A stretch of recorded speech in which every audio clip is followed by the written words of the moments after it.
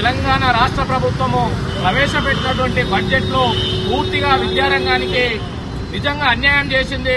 ఆ రోజు ప్రతిపక్షంలో ఉన్నటువంటి రేవంత్ రెడ్డి గారు పదే పదే మేము అధికారంలోకి వస్తే విద్యారంగానికి 15% పైననే ప్రవేశపెడతామని అనేక సభలలో చెప్పడం జరిగింది. వాళ్ళ యొక్క ఎన్నికల మేనిఫెస్టోలో కూడా అదే ప్రకటించడం జరిగింది.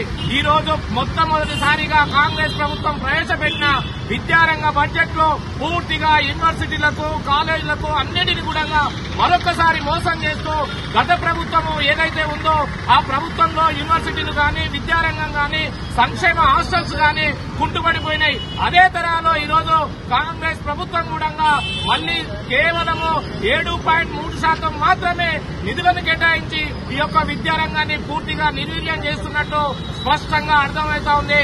తక్షణమే కాంగ్రెస్ ప్రభుత్వము పునరాలోచన చేయాలి. ఖచ్చితంగా మీరు ఎన్నికల్లో పెట్టిన మేనిఫెస్టోను అదే విధంగా అమలు చేసే విధంగా 15% మినిమం తగ్గకుండా ఒక బిల్లును సవరణ చేసి తక్షణమే విద్యారంగానికి అధిక నిధులు కేటాయించాలి. అదేవిధంగా ఉస్మానియా, కాకతీయ ఈ రాష్ట్రంలో ఉన్నటువంటి 12 యూనివర్సిటీలకు కేవలము తక్కువ నిధులు మాత్రమే కేటాయించడం జరిగింది. ఈ రోజు ఉస్మానియా లాంటి యూనివర్సిటీలలో కనీసం 1000 కోట్ల బడ్జెట్ కావాలి. అలాంటి యూనివర్సిటీకి కేవలం 100 కోట్లు, అదేవిధంగా మహిళా యూనివర్సిటీతో కలిపి 200 కోట్లనే చెప్తా ఉన్నారు. ఇది ఏమాత్రము సరిపోదు. ఇప్పుడున్నటువంటి కేవలం ఉద్యోగాలు చేస్తున్న వారికి మాత్రమే, జీతాలకు మాత్రమే సరిపోతుంది.